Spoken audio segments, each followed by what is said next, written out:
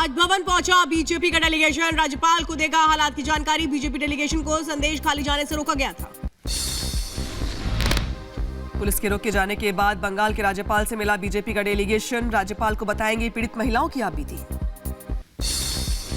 राज्यपाल से मिलने जाने पर बोली बीजेपी नेता सुनीता दुग्गल, कहा जो महिलाओं के साथ हमने बात की उसकी जानकारी राज्यपाल को देंगे। बंगाल में धरने पर बैठे अधीर रंजन चौधरी, संदेश खाली जाने के दौरान रोकने पर जताई नाराजगी, टीएमसी सरकार पर बोला हमला। बंगाल में राष्ट्रपति शासन लगाने की उठी मांग, संदेश खाली में हुई घटना को लेकर प्रदेश की कानून व्यवस्था पर उठ रहे सवाल, एससी आयोग की राष्ट्रपति से मांग। संदेश खाली हिंसा पर बोले बीजेपी सांसद लॉकेट चैटर्जी, कहा जिन लोगों ने अत्याचार किया उन्हें सामने आना चाहिए, मामले में हो एनआईए से जांच। संदेश खाली हिंसा को लेकर के बोले एससी कमीशन के अध्यक्ष अरुण हल्दर, कहा संदेश खाली में डर का माहौल, प्रशासन नहीं कर रहा कोई मदद। प्रतिनिधिमंडल में शामिल बीजेपी सांसद ब्रजलाल ने टीएमसी पर लगाया आरोप, कहा राज्य में ममता सरकार की तानाशाही चल रही है। शंभू बॉर्डर पर बढ़ा बवाल, प्रदर्शनकारियों ने किया हंगामा, पुलिसकर्मियों ने आंदोलनकारियों पर छोड़े आंसू गैस गोले। शंभू बॉर्डर पहुंचे आंदोलनकारी, प्रदर्शनकारियों में बड़ी संख्या में महिलाएं भी शामिल, अपनी मांगों को लेकर सरकार के खिलाफ कर रहे प्रदर्शन। प्रदर्शनकारियों के प्रदर्शन को लेकर के चिल्ला बॉर्डर पर लगा जाम, राहगीरों को करना पड़ रहा है परेशानियों का सामना। हरियाणा दौरे पर प्रधानमंत्री मोदी, रेवाड़ी में कई विकास परियोजनाओं की दी सौगात, रेवाड़ी एम्स की रखी आधारशिला। रेवाड़ी में प्रधानमंत्री मोदी ने जनसभा को किया संबोधित, जनता का लिया आशीर्वाद, बोले जनता का आशीर्वाद बड़ी पूंजी। पीएम मोदी ने लोकसभा चुनाव को लेकर किया बड़ा दावा, कहा अब की बार एनडीए 400 पार। प्रधानमंत्री मोदी ने जनसभा के दौरान कांग्रेस पर साधा निशाना, कहा कांग्रेस ने श्री राम को काल्पनिक बताया, मंदिर बनाने में मुसीबतें खड़ी की। रेवाड़ी में प्रधानमंत्री मोदी ने कहा जम्मू कश्मीर से 370 हटाने का वादा पूरा किया, जिसने 370 हटाया उसे मिलेंगी 370 सीटें।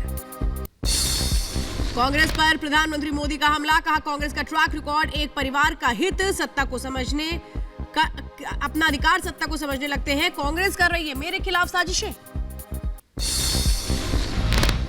नर्मदापुरम के सेठानी घाट का दौरा करेंगे एमपी के मुख्यमंत्री मोहन यादव, नर्मदा जयंती कार्यक्रम में भी होंगे शामिल। नरेला में हादसे वाली जगह पहुंची सीएम केजरीवाल, घटना के पीड़ितों से मिलकर जाना हाल, दिल्ली बीजेपी प्रदेश अध्यक्ष भी रहे मौजूद। और एलविश यादव की रेव पार्टी को लेकर एफएसएल की आई जांच में रिपोर्ट में बड़ा खुलासा हुआ है, जांच में सांप का जहर होने की पुष्टि हुई है, नोएडा पुलिस ने एफएसएल भेजे थे सैंपल।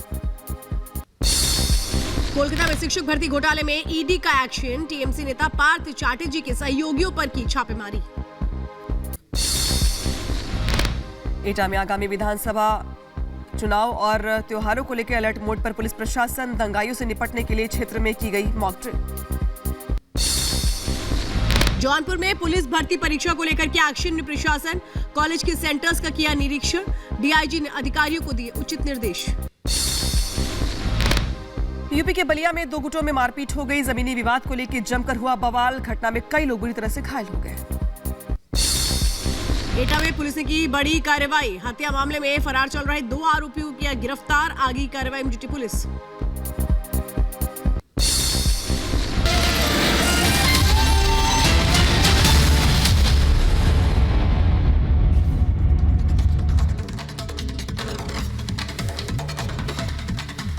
और अब बात बिहार की। आरजेडी प्रमुख लालू प्रसाद यादव की तरफ से बड़ा बयान दिया गया है, जिसके बाद सियासत गर्म आ गई है, सियासत में हलचल मच गई है। दरअसल बिहार की अगर बात की जाए तो मुख्यमंत्री नीतीश कुमार को दोबारा मौका देने पर लालू यादव ने बड़ा बयान दिया है। लालू यादव ने दरअसल कहा है कि दरवाजा हमेशा खुला रहता है, लेकिन क्यों कहा गया ऐसा और क्या है इसके मायने, समझिए इस रिपोर्ट के जरिए। अब आएंगे तो देखेंगे।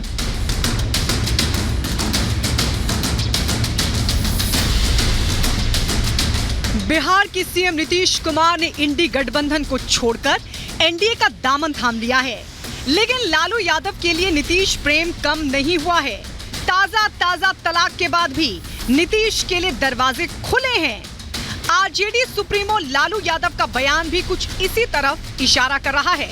खुला ही रहता है दरवाजा में, क्या कर। लालू यादव के बयान से एक बार फिर बिहार की सियासत में भूचाल है। असल में बिहार के सीएम नीतीश कुमार को दोबारा मौका देने पर लालू यादव ने बड़ा बयान दिया है। उन्होंने कहा कि नीतीश कुमार जब आएंगे तो देखेंगे, क्योंकि दरवाजा तो खुला रहता है। हालांकि नीतीश कुमार पहले ही साफ कर चुके हैं कि अब वो एनडीए में ही रहेंगे। अब आएंगे तो देखेंगे। दरवाजा खुला हुआ है नीतीश जी के लिए, क्या खुला ही रहता है दरवाजा में, क्या कर। जिनके साथ हम पहले से थे उनके साथ आ गए, अब सब दिन हम इधरे रहेंगे। हम आप सोच लीजिए, खाली बिहार के विकास के काम में लगे रहते हैं, लगे रहेंगे सबके हित में। आरजेडी प्रमुख लालू यादव के इस बयान के कई मायने इसलिए भी निकाले जा रहे हैं क्योंकि एक दिन पहले जो तस्वीर सामने आई थी उसमें बिहार के सीएम नीतीश कुमार और लालू यादव बड़ी विनम्रता से एक दूसरे का अभिवादन कर रहे थे। इस दौरान बिहार के पूर्व डिप्टी सीएम तेजस्वी यादव भी मौजूद थे। ये वाकया बिहार विधानसभा का था, जब दोनों दिग्गज नेता अपने अपने राज्यसभा उम्मीदवारों का नामांकन करवाने के लिए पहुंचे थे। उसके अगले दिन ही लालू यादव के नीतीश कुमार पर आए बयान ने बिहार की सियासत में एक बार फिर हलचल पैदा कर दी है, जबकि उनके विरोधी दोनों नेताओं को सबसे बड़ा पलटी मार कहते हैं। पूरे बिहार में जितने राजनीतिक दल और नेता हैं सब पलटू मार है। ये पलटू मार व्यवस्था इसलिए है कि आज तक राजद जो उनको सुशासन और भविष्य का नेता बता रही थी, अभी आज शाम होते होते वो फिर नीतीश कुमार को गाली देंगे। उनको शराबबंदी में माफियागिरी दिखने लगेगी, भ्रष्टाचार उनको बिहार में दिखने लगेगा। लालू प्रसाद यादव के इस बयान के मायने इसलिए भी खास हैं क्योंकि नीतीश कुमार कब किस गठबंधन में शामिल हो जाएं, कोई भी इसका अंदाजा नहीं लगा सकता है। क्योंकि कहते हैं सियासत में ना कोई किसी का स्थायी दोस्त होता है और ना ही स्थायी दुश्मन। सियासी हित सर्वोपरि होता है और हित को साधने के लिए ही सियासी निर्णय लिए जाते हैं। ऐसा ही कुछ बिहार के सीएम नीतीश कुमार के साथ भी है। वो 10 साल में 5 बार पलटी मार चुके हैं। नीतीश कुमार की पलटी मारने पर बिहार के पूर्व डिप्टी सीएम तेजस्वी यादव भी तंज कस चुके हैं। उन्होंने बिहार विधानसभा में कहा था कि क्या प्रधानमंत्री मोदी नीतीश कुमार के ना पलटने की गारंटी देंगे। मोदी जी का गारंटी तो बहुत मजबूत वाला गारंटी है।